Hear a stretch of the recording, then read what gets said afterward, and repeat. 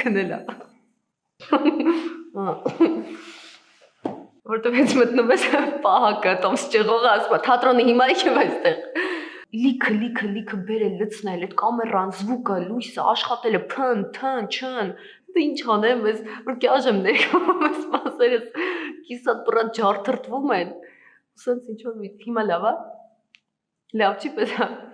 հա, ինչ էի ասում, ինձ չէին թողնում, միանշանակ տենց է, մանավանդ երբ որ ընտանիքիդ անդամները աշխատում են այդ սֆերայում, իսկ այս սֆերան բավականին ծանր է, դժվար է, ես մտածեցի, որ պետքա պայքարել, ընկեր ջան, մամ ջան, ես սիրում եմ քեզ շատ, դե պապան միանշանակ որ ասում եմ չեմ կարում։ Մի ընտանիքով 3 հոգի դերասան, կյանքս կերել է գնացեք ստեղից, ասի ես կգնամ, ես կգնամ Երևան, դե մայր բուհ բան, եթե ԿՊ-ի մայր բուհ ընդունեմ, շատ ավելի լավ բաներ կլինեն իմ կյանքում։ Ու տենց եկա, որոշեցի, որ պետքա գամ ու սովորեմ ու գնամ նրա հետևից ինչի համար ծնվել եմ էլի, որովհետև ես տենց մտածեցի, որ ես գտել եմ իմ միսիան, որ տենց ճիշտ է, դու ունես կյանք, դե դու ծնվել ես, ապրես, սովորես, դառնաս, լինես, սիրես, տաս, վերցնես, ինչ որ բանի համար ծնվել ես։ Ու իրականում շատ բարդ է գալ նրան, որ դու գիտակցես, որ հենց սա է իմը, հենց սրա համար եմ ես ծնվել, ոնց, լուրջ, էս է,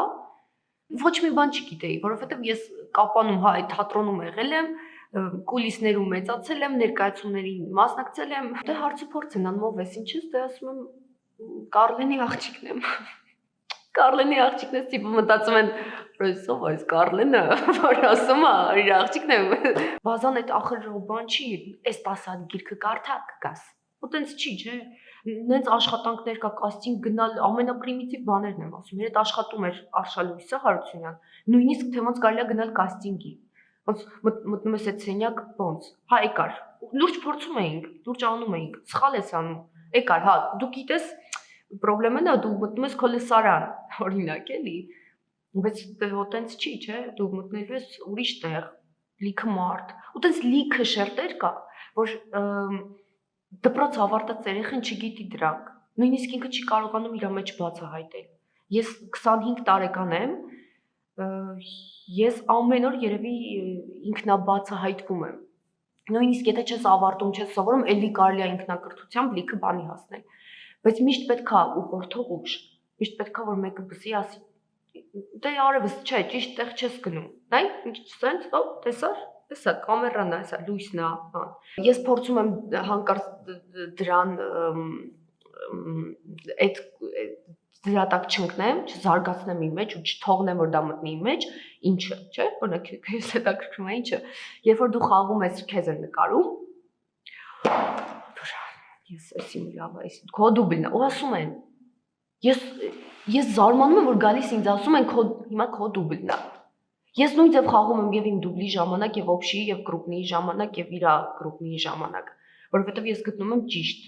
տենց, որովհետեւ ես իմ պարտների առաջ պատասխանատու եմ։